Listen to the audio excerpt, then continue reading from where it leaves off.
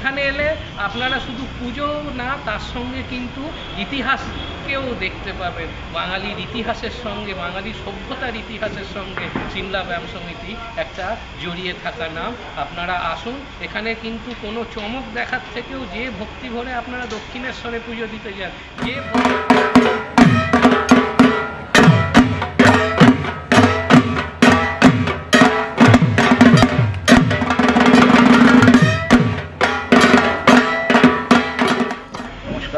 আমি সৌম্যজিৎ পুজো দর্শনে আপনাদের সকলকে স্বাগত জানাই। আমার বিশ্বাস আপনারা সকলে সুস্থ আছে।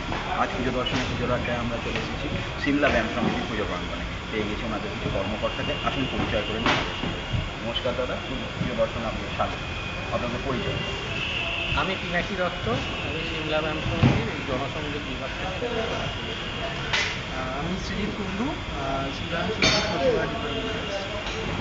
পুষ্পেন্দু পাল, আমিও সদস্য। সিমলা ব্যায়াম সমিতির সাবেকিয়ানা বিশ্বাসী কী দিচ্ছে দর্শক বন্ধুদের সঙ্গে? চমক বলে তো কিছু থাকে না। সিমলা ব্যায়াম সমিতি প্রত্যেকবারই সাবেকি প্রতিমা পূজা করে এবং সাবেকি পদ্ধতি প্রথা মেনেই পুজো করে। কিন্তু আজকে যেটা খুব বলা প্রাসঙ্গিক আজকের দিনে দাঁড়িয়ে, সেটা হচ্ছে এই বছরটা হচ্ছে আমাদের 99তম বছর। পরের বছর আমরা শতবর্ষ। এই শতবর্ষটা কিন্তু শুধু সিমলা ব্যায়াম সমিতির শতবর্ষ না, এটা সার্বজনীন দুর্গা পূজার শতবর্ষ। যে সার্বজনীন দুর্গা পূজা বাঙালির একটা পরিচয় হয়ে গেছে বা কলকাতার একটা পরিচিতি বহন করে, সেই সার্বজনীন দুর্গা পূজার যা সূচনা হয়েছিল এই প্রাঙ্গণেতে, সিমলা ব্যায়াম সমিতির এই প্রাঙ্গণেতে, যা আজকে একটা মহিরুহ আকার ধারণ করেছে, তা অঙ্কুরিত হয়েছিল একসময় এই সিমলা ব্যায়াম সমিতি। এই সার্বজনীন পূজার যে কনসেপ্ট, এটা কিন্তু করেছিলেন অতীন্দ্রনাথ বসু, সিমলা ব্যায়াম সমিতির প্রতিষ্ঠাতা। সেই মূল উদ্দেশ্য নিয়ে সার্বজনীন পূজা করবেন এবং পূজার অলিন্দে দেশের সেবা করবে, মানুষকে উদ্বুদ্ধ করবে ব্রিটিশদের বিরুদ্ধে। এই মানসিকতা নিয়ে এই পূজা শুরু হয়েছিল। এটা আমাদের 99তম বৎসর, পরের বছর হচ্ছে আমাদের শতবর্ষ। যা এবার একটু যেটা বলতে চাই সেটা হচ্ছে, এটা সার্বজনীন দুর্গা পূজার কিন্তু শতবর্ষ। কোনো পুজো কমিটি যদি বলে যে তারা সার্বজনীন পূজা এবং তাদের অস্তিত্ব 1926 সালের আগে থেকে আছে, তাহলে এক কথায় তাদেরকে বলতে পারি যে তারা কিন্তু ইতিহাস বিকৃত করছে। এবং ইতিহাস যদি বিকৃত করে, সেটা কিন্তু যে কোনো জাতির প্রতি কিন্তু একটা অভিশপ্ত বিষয়। ইতিহাসকে আপনারা বিকৃত করবেন না। সেই সার্বজনীন পূজা শুরু হয়েছিল এই সিমলা ব্যায়াম সমিতির প্রাঙ্গণে, এবং সিমলা ব্যায়াম সমিতি প্রথম এই সার্বজনীন কথাটার ব্যবহার করেছিলেন। ইতিপূর্বে যে অনেক হয়তো কিছু কমিউনিটি দুর্গাপূজা হয়েছিল, সেগুলো কিন্তু বারোয়ারি পূজা, বারোয়ারি আর সার্বজনীনকে এক করবেন না। সিমলা ব্যায়াম সমিতি প্রথম সার্বজনীন পূজা, সেই কথা মেনে যেভাবে পূজা শুরু হয়েছিল 1926 সালে, আজও সেই একই কথা মেনে আমরা পুজো করছি। যে মূর্তি অতীত থেকে আপনারা দেখে আসছেন, প্রত্যেক বছর একই মূর্তি মহেন্দ্রনাথ দত্ত এই অবয়ব মূর্তি প্ল্যানিং করেছিলেন, সেটা আজও সেই প্রথা, সেই একই ভক্তি ভরে করছি।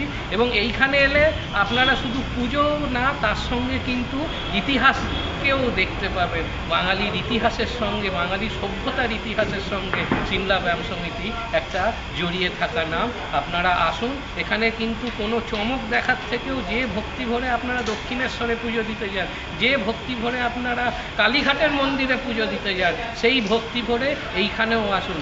দক্ষিণেশ্বর মন্দির যেমন ঠাকুর রামকৃষ্ণদেবের পদধূলি ধন্য, তেমনি সিমলা ব্যায়াম সমিতিও হচ্ছে নেতাজি সুভাষ বোস, মহেন্দ্রনাথ দত্ত এরম ধরনের মনীষীদের পদধূলি ধন্য। আপনারা আসুন, আধ্যাত্মিক চেতনা নিয়ে মায়ের পুজোকে ভক্তি ভরে দেখার জন্য এই মানসিকতা নিয়ে আপনারা আসুন, সপরিবারে আসুন এবং ঐতিহাসিক মুহূর্তের সাক্ষী হন, কারণ পরের বছর আমাদের শতবর্ষ।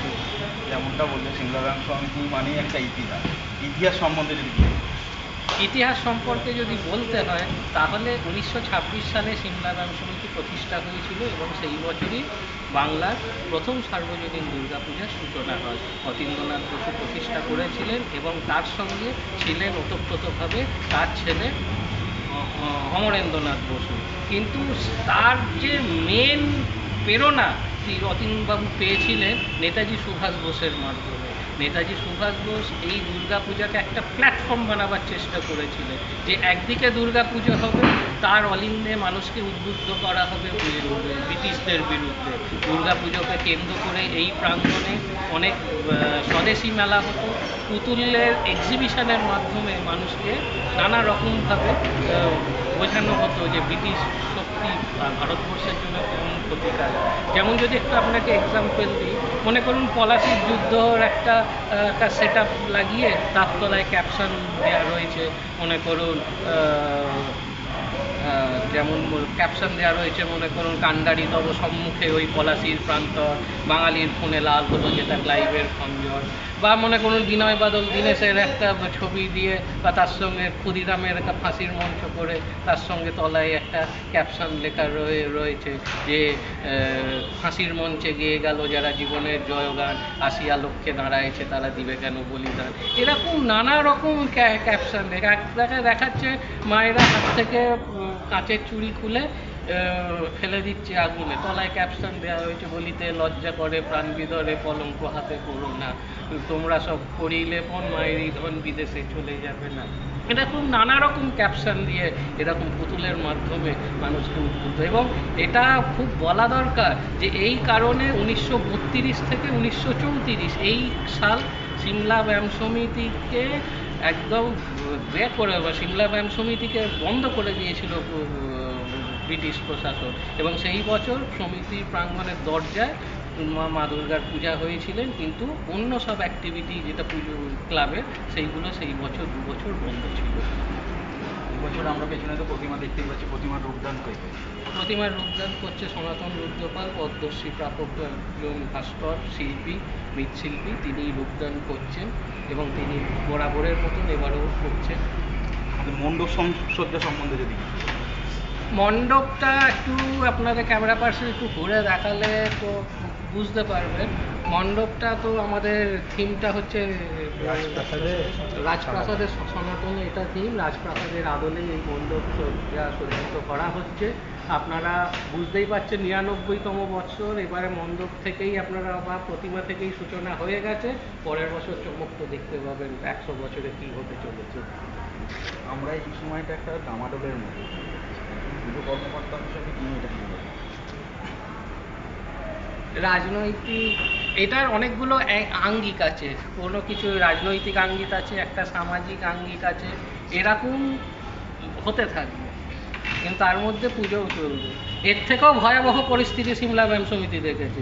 সিমলা ব্যায়াম সমিতি যেটাকে বলে অসহযোগ আন্দোলন দেখেছে, সিমলা ব্যায়াম সমিতিকে বন্ধ করে দিয়েছে ব্রিটিশ পুলিশ, সিমলা ব্যায়াম সমিতি বন্যা দেখেছে, সিমলা ব্যায়াম সমিতি মহামারী দেখেছে, সিমলা ব্যায়াম সমিতি এসব অনেক কিছু দেখেছে। এগুলো তো এগুলোর মতন হতে থাকবে, কিন্তু এই পুজো আমরা মানুষের জন্য করি, সেই সব মানুষদের জন্য যারা নিজের বাড়িতে ব্যয়বহুল দুর্গা পুজো করতে পারে না অর্থের কারণে বা মনে করুন লোকবলের কারণে, সেই সব মানুষদের অংশগ্রহণ করার সুযোগ করে দিই। তাই জন্য সেই হিসেবে পুজোর মতন চলছে। যারা যেভাবে এই বর্তমান পরিস্থিতির মোকাবেলা করছেন, কেউ প্রতিবাদ করছেন, কেউ নীরবে প্রতিবাদ করছেন, কেউ রাস্তায় নেমে করছেন, কেউ আবার প্রতিবাদ থেকে দূরে থাকছে, সেটা যাদের যেমন ইচ্ছে সেটা সেরকমভাবে করছে। আমরা আমাদের পুজো যেভাবে আমরা করি সেইভাবে আমরা এবছরও করছি। আমাদের দর্শক বন্ধুরা সিমলা ব্যায়াম সমিতিতে আসতে গেলে পথ নির্দেশ পথ নির্দেশ হচ্ছে, যদি আপনারা মেট্রো করে আসেন তাহলে নিয়ারেস্ট মেট্রো স্টেশন হচ্ছে গিরিশ পার্ক মেট্রো স্টেশন। এখানেও একটু বলে দিই, গিরিশ পার্ক মেট্রো স্টেশনে নামলে কিন্তু মেট্রো কর্তৃপক্ষ লিখে রেখেছে সিমলা ব্যায়াম সমিতির কোন গেট দিয়ে বেরোলে পড়বে। এটা কিন্তু পুজোকে কেন্দ্র করে না, এটা কিন্তু 12 মাস থাকে, এটা কিন্তু কোনো কোনো মেট্রো স্টেশনে দেখতে পাবেন না। অতএব সেইখান দিয়ে বেরোলেই তারপর তো পুলিশের থাকে, গিরিশ পার্ক থেকে 3-4 মিনিটের হাঁটা পথ। আর যদি বিবেকানন্দ রোড বিধান সরণি ক্রসিংয়ে নামেন বাস স্টপ, সেখান থেকেও 3-4 মিনিট হাঁটা পথ সিমলা ব্যায়াম সমিতি, আপনারা আসতে পারেন।